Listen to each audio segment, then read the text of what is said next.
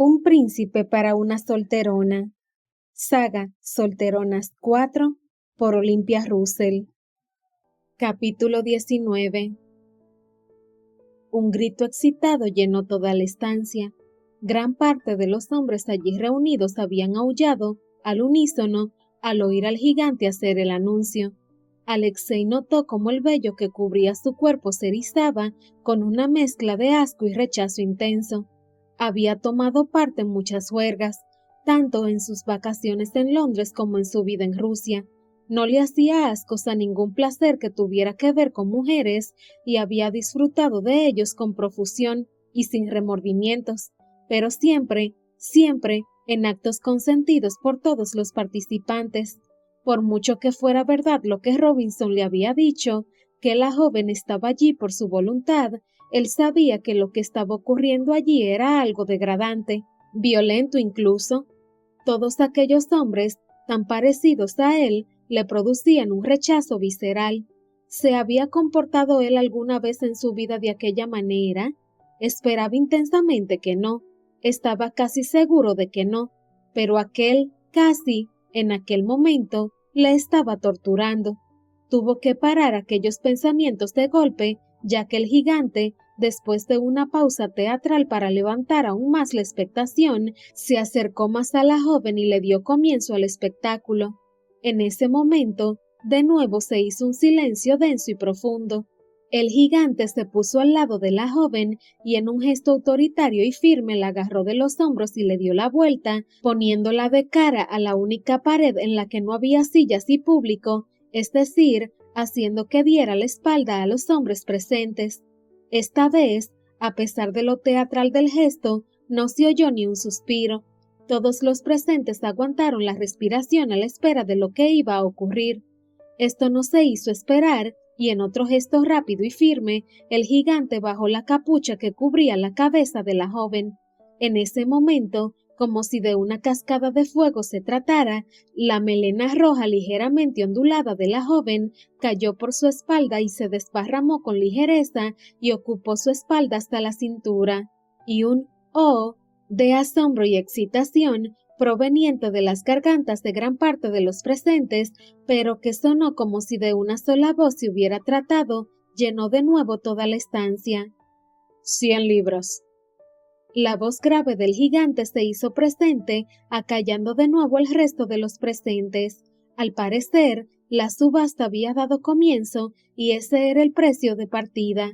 Un precio elevado que, seguramente, subiría inmediatamente, y eso fue precisamente lo que ocurrió. 200. Un murmullo de admiración recorrió toda la sala. La apuesta se había duplicado nada más empezar. Era un inicio inmejorable y el gigante, aunque trataba de disimular, lo estaba mostrando con el brillo de codicia que se podía leer en sus ojos. Toda la sala se giró para ver de dónde había procedido esa apuesta. Alexei también lo hizo, y se encontró con un hombre mayor que él y de aspecto bastante desagradable. Tenía una barriga prominente que asomaba bajo los faldones del chaleco y que la camisa retenía a duras penas. Su rostro era rubicundo, de ojos muy pequeños y hundidos, y labios excesivamente carnosos y húmedos. A pesar de que la ropa que llevaba era de inmejorable calidad, señal de que se trataba de alguien con mucho dinero, el espíritu vasto y desagradable del individuo traspasaba sus ropajes. «Es el duque de Arbuthnot», le susurró Robinson al oído. Alexei había oído hablar de él. Se trataba de uno de los nobles más ricos del país, y también uno de los más depravados. Era famoso por el poder que tenía, pero también por sus excentricidades y sobre todo sus maldades. Y en ese momento, el desagrado y el rechazo que sentía desde que había entrado en aquella habitación se multiplicó, y de repente un pensamiento apareció en su mente. Hay que hacer lo posible para que no se la quede él. Pegó un ligero salto, ya que aquello era extraño en él. Lo que estaba ocurriendo le desagradaba enormemente, pero no sabía por qué aquella joven, de la que solo veía la cabellera, magnífica, le estaba produciendo un efecto perturbador. Sentía la necesidad de protegerla. Nunca le había pasado nada parecido. Para buscarle una explicación, se dijo que aquello estaba ocurriendo por lo insólito del suceso que estaba presenciando y apartó esos pensamientos y se centró en lo que estaba ocurriendo, ya que la subasta continuaba dando sorpresas. 250. Habían tardado un poco, pero finalmente había habido una contraoferta, que tampoco era pequeña. De nuevo se repitió el ceremonial de la expresión de asombro colectiva y el girar de cabezas para conocer al hombre que había hecho la contraoferta. Esta vez sí se trataba de alguien que Alexei conocía, un noble, de nuevo, pero de condición más baja que el perverso duque. Se trataba del barón de Sheffield, un anciano caballero con fama de ser muy agarrado. Alexei ya había oído que muy de vez en cuando se dejaba caer por lugares de disfrute sexual y gastaba grandes sumas de dinero de manera excepcional. A Alexei le pareció especialmente desagradable que un hombre tan comedido en sus gustos y gastos solo hiciera excepciones en actos tan execrables como aquel. Estaba descubriendo un aspecto de sus congéneres que no le estaba gustando nada, y tampoco le hacía gracia que fuera aquel varón quien saliera victorioso de la subasta. En realidad, pensó de nuevo asombrado, nadie le iba a gustar para alzarse finalmente con el premio de la virginidad de la muchacha. En ese momento, de todas formas, tuvo que volver su atención a la subasta, ya que entre el duque y el barón se estaba dando el típico intercambio de pujas cuando lo que se subasta crea mucho interés. En menos de un minuto se había llegado a una puja desorbitada, 1000 libras ofrecidas por el duque. En ese momento, el barón pareció retirarse. Aquello era demasiado para lo que él pensaba gastar. Por un momento, Alexei pensó que aquello había acabado, pero entonces se dio cuenta de que no, de que lo peor estaba por venir. Después de que había quedado claro que nadie estaba dispuesto a dar una libra más por la joven, el gigante se acercó de nuevo a la muchacha. Esta vez rodeó la peana y se puso frente a ella, adelantó sus manos hacia el cuello de la joven e hizo algo que en el principio Alexei no entendió, pero que descubrió inmediatamente que era. Le había soltado el lazo de la capa que permitía que ésta se sujetara a su cuello, y tras hacer el gesto, la capa se deslizó suavemente por su cuerpo hasta caer a sus pies. Esta vez no hubo gritos ni murmullos. El impacto fue tan grande que la habitación se sumó de nuevo en un silencio denso que solo se rompía por las respiraciones agitadas de algunos y por el sonido de las gargantas al dejar pasar la saliva. En aquella habitación había una cantidad de tensión sexual enorme, casi tanto como el desagrado que estaba sintiendo Rostov, porque la joven, de espaldas, estaba totalmente desnuda, así que todos estaban viendo el final de su espalda, la forma angosta de su cintura, sus nalgas redondas y perfectas, sus piernas bien torneadas y envolviéndolo todo, una piel de porcelana, blanquísima y seguramente muy suave. Era preciosa, pero intentaba encogerse sobre sí misma y temblaba como un gorrioncillo recién caído del nido. Sin embargo, el miedo y la vergüenza evidente que la joven estaba transmitiendo con su lenguaje no verbal no parecía hacer mella en nadie aparte de Nell. Al contrario, en ese momento las apuestas comenzaron de nuevo, pero con mucha más intensidad, y ya no solo por parte del barón y el duque. Varios hombres más se sumaron a la escala de pujas y el resto los aliaban, mientras miraban libidinosos a la pobre joven. Alexei ya no podía más, solo quería que aquello acabara, pero al mismo tiempo no quería que lo hiciera, ya que aquello iba a significar que la joven iba a acabar entre los brazos de alguno de aquellos babosos, algo que no quería que ocurriera. Era muy extraño lo que le estaba ocurriendo, jamás había sentido un instinto de protección tan alto, ni siquiera por sus seres más cercanos. No iba a hacer nada que observar con desagrado lo que estaba ocurriendo, por supuesto, pero, por un segundo, la idea de pujar él también le pasó por la cabeza, y no para poseerla, sino para liberarla. Era una idea nada más, especialmente loca, así que la dejó pasar y se volvió a enfocar en lo que estaba ocurriendo.